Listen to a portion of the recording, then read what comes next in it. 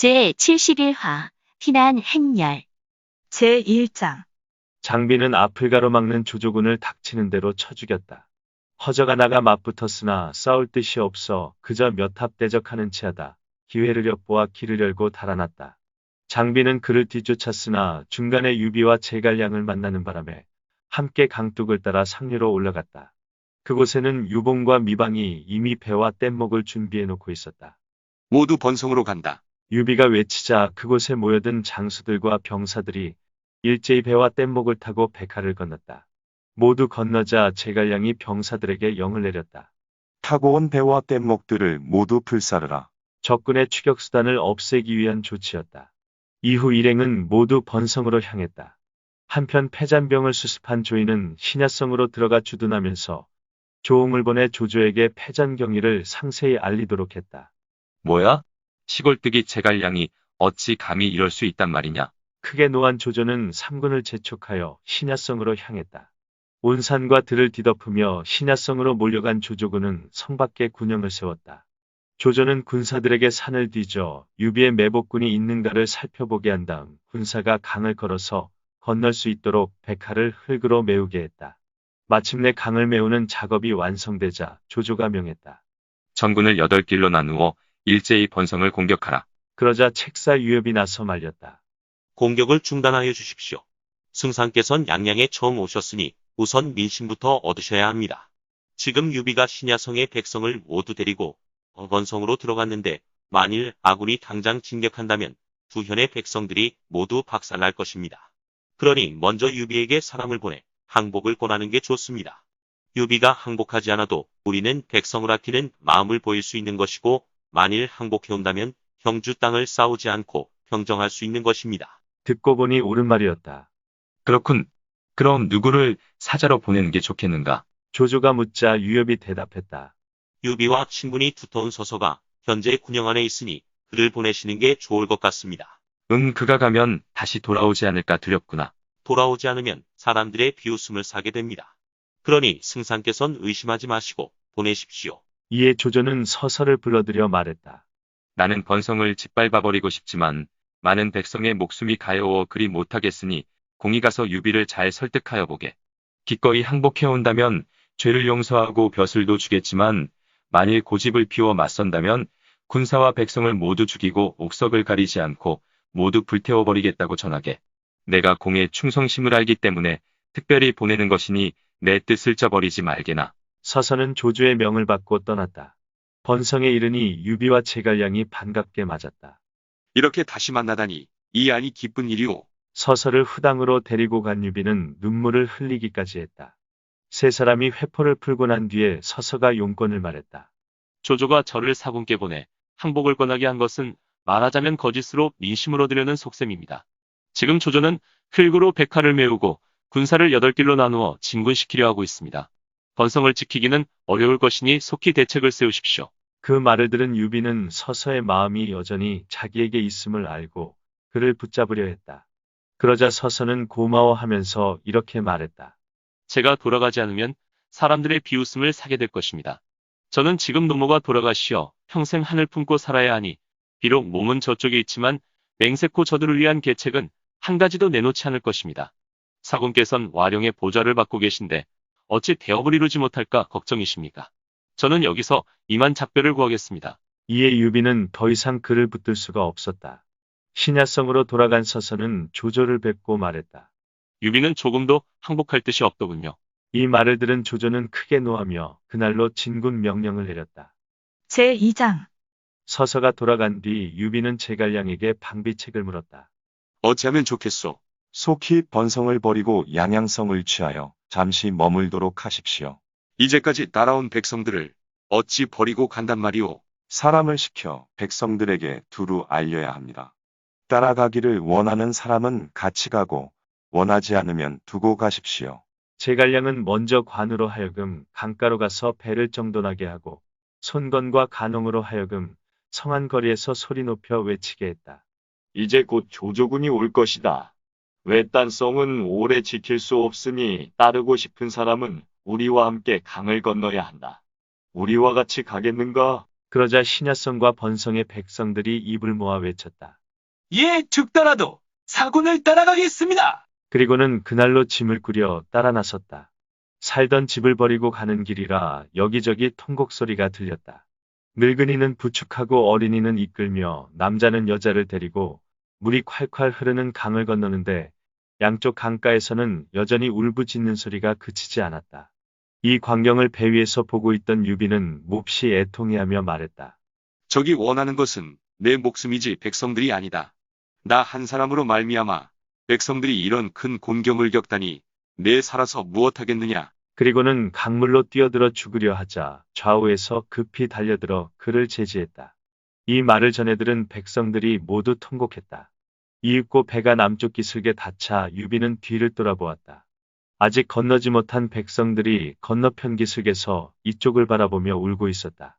유비는 관우에게 급히 배를 내어 백성들을 건너게 해주라는 명을 내린 뒤에 비로소 말에 올랐다. 동문 밖에 이르니 양양성 위에는 깃발들이 두루 꽂혀 있고 해자 주변에는 방어목책이 촘촘하게 설치되어 있었다. 유비는 말을 멈춘 채 큰 소리로 외쳤다. 조카 유종은 듣거라. 나는 단지 백성을 구하고 싶을 뿐 다른 뜻은 없으니 빨리 문을 열거라. 유종은 유비가 왔다는 말을 듣고 무서워 밖에 나가지도 못했다. 그 대신 채모와 장윤이 막루로 달려나와 군사들에게 호통쳤다. 그러자 성 위에서는 유종의 군사들이 화살을 유비 쪽으로 퍼부었다. 성 밖의 백성들은 막루를 바라보며 모두 통곡했다. 그때 성 안에서 갑자기 한 장수가 수백 명의 부하를 이끌고 성로로 올라오더니 큰 소리로 채모와 장윤을 꾸짖었다. 나라를 팔아먹은 역적놈들아. 유사군은 인덕이 있는 분이시다. 지금 백성을 구하려고 찾아오셨는데 어찌 막는 것이냐? 사람들이 보니 8척의 키에 잘 익은 대추 같은 낯빛을 한 그는 성이 위 이름은 연, 자는 문장으로 의양 사람이었다. 위연은 그 자리에서 칼을 휘둘러 성문을 지키던 장수와 군사를 모두 베어 죽이고 성문을 활짝 연 다음 적교를 내려놓고 큰 소리로 외쳤다. 유황수께선 빨리 군사를 이끌고 입성하십시오. 나라를 팔아먹은 역적놈들을 함께 죽입시다. 장비가 즉시 말을 달려들어가려고 하자 유비가 제지했다. 백성들을 놀라게 하지 마라. 위연은 유비의 군말을 돌아보며 빨리 성으로 들어오라고 손짓했다. 그때 성 안에서 한 장수가 군사를 이끌고 나는 듯이 말을 달려나오며 위연에게 큰 소리로 호통쳤다. 이름도 없는 졸개가 어찌 감히 반란을 일으키느냐? 나 대장 문빙을 알아보겠느냐? 모술게. 그럼 내 놈이 내 참맛을 좀 보겠느냐? 분노한 위연은 창을 꼬나들고 말을 달려나가 맞붙었다. 양쪽 군병들이 성둘레에서 어지러이 맞붙어 서로가 서로를 죽이는 함성이 이어지자 유비가 말했다. 본래 백성을 보호하기 위해 들어가려던 것인데 도리어 백성을 해치게 되었구나. 나는 양양성에 들어가고 싶지 않다. 그러자 옆에 있던 제갈량이 거들었다. 강릉은 형주의 요지이니 먼저 강릉을 취해 근거지로 삼는 게 낫겠습니다. 나도 같은 생각이오. 이리하여 유비는 백성을 이끌고 양양대로를 따라 강릉을 향해 행군하기 시작했다. 이를 보고 양양 백성들 가운데 많은 사람들이 혼란을 틈타 성을 빠져나온 뒤 유비를 따랐다. 위연은 문빈과 맞붙어 사시부터 미시까지 싸웠다. 수와 병졸들은 이미 모두 죽고 없었다. 위연은 말머리를 돌려 달아나면서 유비를 찾았으나 어디로 갔는지 보이지 않았다. 그래서 장사태수 한연을 찾아가 몸을 의탁했다. 한편 앞서 떠난 유비는 10여 만의 백성들과 함께 강릉으로 향하고 있었다. 크고 작은 짐수레가 수천 채였고 짐을 등에 지고 맨 사람은 그 수를 헤아릴 수 없을 정도였다. 유비는 길을 가다 유표의 무덤을 지나게 되자 여러 장수를 때리고 무덤 앞에 가서 절을 올린 뒤 울며 고했다. 못난아우가 덕도 없고 재주도 없어 형님의 귀중한 부탁을 저버리게 되었습니다. 그 죄는 저 한 몸에 있을 뿐 백성들과 아무 상관도 없으니 바라건대 형님의 영영께선 형주 양양의 백성들에게 구원의 손길을 뻗쳐주시옵소서. 애절한 유비의 언사를 듣고 눈물을 흘리지 않는 군사와 백성이 없었다. 그때 후미에서 망을 보던 기마척 후병이 달려와서 아뢰었다. 조조의 대군이 이미 번성으로 내려와 주둔하고 사람들을 시켜 배와 뗏목을 준비하고 있습니다. 곧 강을 건너 뒤쫓아올 듯합니다. 그러자 여러 장수들이 말했다. 강릉은 요충지이니 충분히 적을 막을 수 있을 것입니다. 그러나 지금 수만 명의 백성과 한 덩어리가 되어 하루에 10여리 밖에 나아가지 못하니 이런 식으로 언제 강릉에 도착하겠습니까? 더구나 조조군이 들이닥치면 어찌 적을 맞아 싸울 것입니까? 그러니 백성을 잠시 버리고 먼저 가시는 것이 상책입니다. 그러자 유비가 눈물을 흘리며 말했다. 큰일을 아는 사람은 반드시 사람을 근본으로 삼는다. 지금 사람들이 나를 의지하니 내 어찌 저들을 저버릴 수 있단 말인가. 이 말을 전해들은 백성들은 모두 다 감동했다. 유비의 정치 품격이다. 당대에 이 같은 행보를 보인 정치가가 없었기에 뒷사람은 그의 인덕을 두고 이렇게 읊었다. 어려운 때 어진 마음 백성과 함께하여 울면서 배를 타니 삼군이 감동하네. 지금도 양강에선 위령제를 지내며 그 지역 촐로들이 사군을 기린다네. 유비는 민심을 얻는 자가 천하를 얻는다는 맹자의 말을 체득하고 있었던 정치가다. 그러나 그 대가는 컸다. 백성들을 호위하느라고 행군이 지체될 수밖에 없었던 것이다. 이를 보다 못한 제갈량이 절충안을 제시했다. 머지않아 추격병이 쫓아올 것입니다. 그러니 운장을 강화로 보내 공자 유기에게 구원을 청하도록 하시지요. 유기에게 속히 군사를 일으켜 배를 타고 강릉으로 와서 만나자고 하십시오. 유비는 그 절충안을 받아들였다. 그래서 곧 서찰을 써서 관우에게 주고 손건과 함께 500명의 군사를 이끌고 강화로 가서 구원군을 청하도록 했다. 관우를 떠나보낸 유비는 장비와 조은과 여러 관원들을 불러 차례로 영을 내렸다. 이떡은 군사를 이끌고 후미를 보호하라. 자령은 가족들을 보호하라. 관원들은 백성들을 보살피라. 10여만의 백성들과 함께하는 행군이었다. 그 가운데서도 노약자를 배려하기 위해 하루에 고작 10여리쯤 행군하다 다시 쉬어야 하는 그런 행군이었기에 내려야 하는 명령이었다. 제3장 이 무렵 번성에 주둔한 조조는 양양성에 사람을 보내 유종을 불렀다. 겁이 난 유종이 감히 가볼 엄두를 내지 못하자 채모와 장윤이 대신 가겠다고 자청했다. 그러자 옆에 있던 장수 왕이가 유종에게 은밀히 고했다. 장군께선 이미 항복하셨고 현덕 또한 달아났으니 조조는 반드시 마음이 느슨해져 방비도 하지 않고 있을 것입니다. 이 기회에 기습군을 험한 곳에 내복시켜 두었다가 공격하면 조조를 잡을 수 있을 것입니다. 조조만 잡는다면 그 위험이 천하에 떨칠 터이니 중원이 비록 넓다 하나 경문만 돌려도 가히 평정할 수 있습니다. 이런 기회는 만나기 어려우니 놓쳐선 안 됩니다. 유종이 왕위의 의견을 상의하자 채모는 대뜸 왕위를 꾸짖었다. 너는 천명도 모르면서 어찌 감히 망발을 짓거리느냐. 그러자 경노한 왕위가 마주 꾸짖었다. 이 매국노야. 내 놈의 살을 날로 씹지 못하는 것이 아니로다. 왕위가 대들자 채모는 그를 죽이려 들었으나 회월이 간신히 만류했다. 마침내 채모는 장윤과 함께 번성으로 가서 조조를 만났다. 채모 등은 말과 태도에서 지나칠 만큼 아첨을 떨었다. 조조가 그들에게 물었다. 형주의 군마와 식량과 재물은 지금 얼마나 있느냐? 기마병 5만, 보병 15만에 수군 8만으로 총 28만입니다. 식량과 재물은 대반이 강릉에 있고 나머지는 각지에 흩어져 있는데 역시 이 인력은 충분히 공급할 수 있습니다. 싸움배는 얼마나 되고 원래 누가 관장하였느냐? 크고 작은 싸움배는 모두 7천여 척인데 원래부터 저희 두 사람이 관장하여 왔습니다. 조조는 흡족한 표정을 지으며 채모를 즉시 진남으로 삼아 수군 대도독에 임명하고 장윤을 조순으로 삼아 수군 부도독에 임명했다. 두 사람은 크게 기뻐하며 감사의 뜻을 표했다. 조조가 또 말했다. 유경승은 이미 고인이 되었고 그의 아들이 항복해왔으니 내 당연히 임금께 표문을 올려 영구히 형주의 주인이 되도록 하겠다. 두 사람은 크게 기뻐하며 물러나왔다. 채모와 장윤은 아첨이나 하는 것들입니다. 주공께선 어찌하여 저들의 벼슬을 그토록 높이시고 게다가 수군까지 모두 맡기십니까? 순유가 묻자 조조가 웃으며 대답했다. 내 어찌 사람을 못 알아보겠느냐. 다만 내가 거느리고 있는 북쪽 군사들은 을싸움을 익히지 못하였기 때문에 우선 이 두 사람을 잠시 쓰다가 일이 성사된 뒤에 처리할 생각이다. 그런 조조의 속셈을 알 리 없는 채모와 장윤은 의기양양하게 양양으로 돌아가서 유종에게 말했다.